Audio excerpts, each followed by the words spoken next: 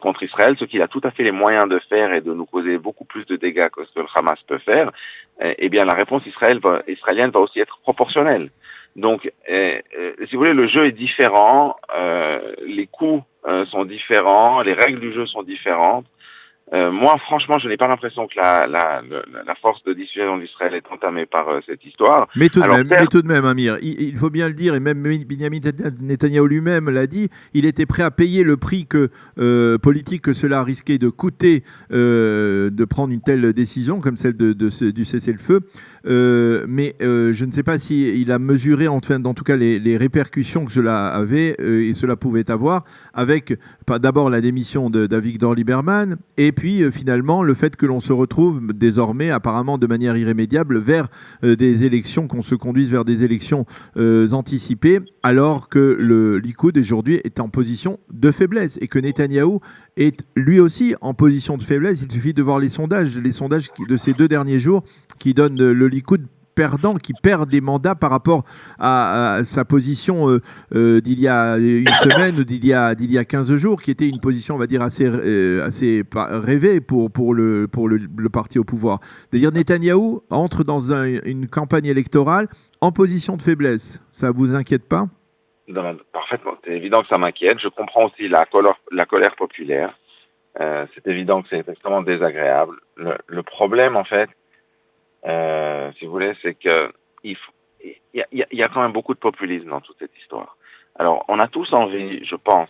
Oui, mais Netanyahou aussi était un maître en matière de populisme. On veut pas. Oui, mais on a tous envie d'écraser le Hamas. On a tous envie, pour être un petit peu commun, mais on a tous envie de leur casser la gueule, entre guillemets. On a tous envie que ça s'arrête.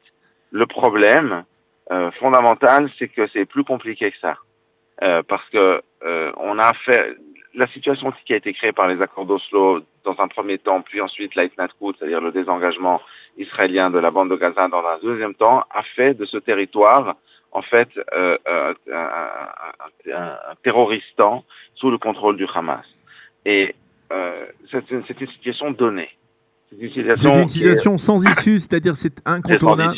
C'est incontournable. La vraie réalité, c'est évidemment difficile à dire pour un politicien, mais c'est quand même la réalité. Et c'est quand même un aveu de faiblesse pour Monsieur Bitachon, Monsieur Sécurité, tel que Netanyahou était présenté depuis qu'il est rentré dans la vie politique. C'est-à-dire, c'est quand même un aveu de faiblesse. Je ne peux pas résoudre, il l'a dit lui-même à Paris cette semaine, c'est un conflit sans issue, on ne peut pas résoudre politiquement C'est vrai. Mais c'est la vérité. Alors, qu'est-ce qu'on peut dire? Vous savez, on arrive à un moment où il faut regarder le public en face, il faut dire la vérité. Même si cette vérité est désagréable. C'est pas un aveu de faiblesse, c'est la réalité. Nous ne sommes plus des enfants, nous sommes des adultes. Et les adultes savent que tous les problèmes ne sont pas solvables. La réalité, c'est qu'il n'y a pas de solution. Donc, la seule et unique chose qu'on peut faire, c'est gérer le problème de manière à faire en sorte que on ait le moindre dommage possible. C'est tout ce qu'on peut faire. On ne va pas régler le problème. Personne ne peut faire la paix avec un groupe terroriste comme le Hamas. Personne ne veut ou ne peut, je sais pas, rentrer militairement dans la bande de Gaza et expulser toute la population pour les envoyer ailleurs, même si je pense que la grande majorité du public israélien serait très content de pouvoir le faire, mais tout le monde comprend que ça n'est politiquement pas réalisable. Donc on fait quoi? Donc la réalité, c'est qu'il n'y a pas de solution. La réalité, c'est justement occasionnellement avoir des conflits mesurés et limités, de manière à faire en sorte que le Hamas n'ait pas un intérêt à vouloir attaquer le sud d'Israël, et puis ça se limite à ça. Donc ce qu'on doit faire simplement, c'est faire en sorte que la sécurité des habitants du sud du pays soit garantie autant que faire se peut, et le gouvernement investit des sommes considérables dans la défense de la région à travers tout un tas de mesures, et voilà. Et plus que ça, sincèrement, je pense que c'est très illusoire d'attendre des choses. Vous savez qu'à gauche, il y a un argument qui a une certaine valeur, puisqu'on dit il y a une solution, mais Benjamin Netanyahou ne veut pas la mettre en application, c'est de remplacer le Hamas, le leadership du Hamas dans la bande de Gaza, par le leadership de Mahmoud Abbas ou de l'autorité palestinienne. Oui, mais vous savez que l'autorité palestinienne, Israël a proposé il y a déjà de nombreuses années à l'autorité palestinienne en fait, de conquérir à sa place la bande de Gaza et de le redonner de lui redonner les clés, en fait. Oui. Mahmoud Abbas a refusé. Pour la simple et bonne raison, et je le comprends de son point de vue, pour être franc, qu'il n'a pas envie, en fait, de reprendre le contrôle de la bande de Gaza sur le dos des Israéliens pour être ensuite perçu par son peuple comme étant un traître. Donc, ça ne se passera pas. La bande de Gaza, de facto, est contrôlée par le Hamas, qui est une dictature qui ne laissera pas si facilement le pouvoir. Et puis, par ailleurs, moi, je n'ai pas l'impression que nous avons vraiment un intérêt à ramener l'autorité palestinienne à Gaza. Je pense que la division entre Gaza et la Judée-Samarie sert les intérêts d'Israël. Donc, de ce point de vue-là, si on regarde du point de vue stratégique sur le long terme, je pense que d'abord la situation pourrait être pire. Elle est relativement favorable pour Israël, d'une part, et politique, et d'autre part, du point de vue sécuritaire, on va continuer à avoir un conflit de basse intensité pour toujours, en fait. Ça va pas changer. Donc, ce qu'il faut faire, c'est gérer ce conflit en ayant le minimum de victimes de notre côté, le minimum de dommages matériels, et plus que ça, sincèrement, je pense que ce serait pas réaliste de demander d'aucun gouvernement, quel qu'il soit d'ailleurs, parce que aujourd'hui c'est Benjamin Netanyahu, demain ce sera quelqu'un d'autre. Peu importe, je ne pense pas que qui que ce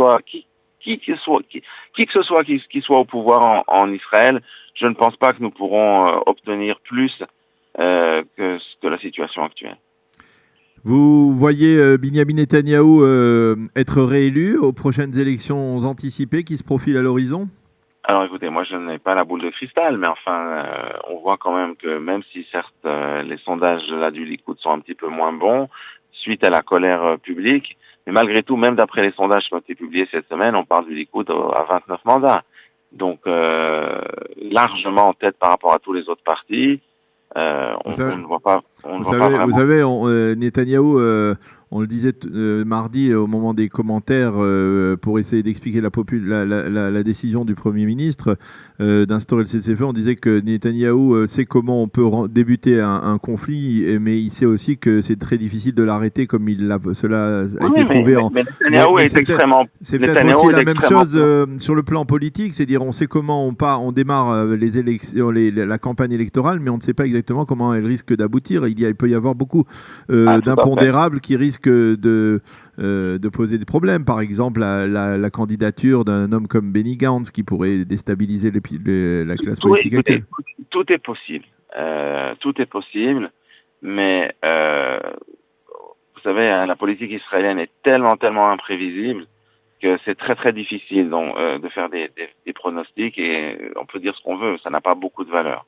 Mais ceci étant, je pense que quelle que soit la configuration précise de la prochaine Knesset, il me semble tout de même que le gouvernement sera grosso modo un gouvernement de centre-droite, comme le gouvernement actuel, avec tel parti ou tel parti, mais grosso modo, j'ai quand même beaucoup de mal à voir aujourd'hui une alternative au Likoud. Donc je pense que Benjamin Netanyahou va être le prochain Premier ministre aussi, mais évidemment, je peux me tromper, j'en sais rien du tout. Ce que je vous dis en fait reflète la situation de l'opinion publique depuis longtemps, déjà depuis plusieurs années, et on voit que le Likoud et la droite de manière générale, le bloc de droite est quand même largement majoritaire, et que même s'il n'est pas majoritaire, comme ça a été le cas dans la précédente coalition, eh bien, il n'y a pas d'alternative possible. Donc, en fin de compte, alors à ce moment-là, on se retrouve avec une sorte de coalition comme on avait eu Lapid et le Likoud avant, mais fondamentalement, je ne vois pas d'alternative réelle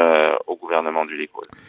Eh bien, Amir Wetzman, merci beaucoup d'avoir commenté cette actualité brûlante de cette semaine. Merci d'avoir été avec nous ce matin, et Shabbat Shalom. Shabbat Shalom. Voilà, nous allons marquer une toute petite pause, et tout de suite après la revue de la presse et des médias israéliens.